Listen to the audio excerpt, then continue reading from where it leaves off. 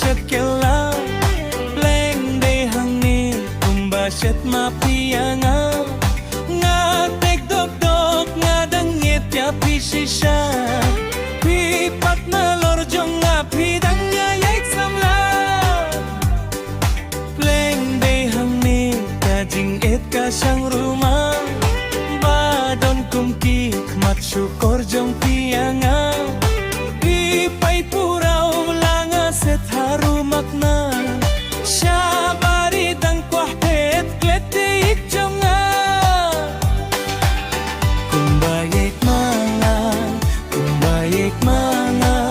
kumbayek mga rupi dang shet kylla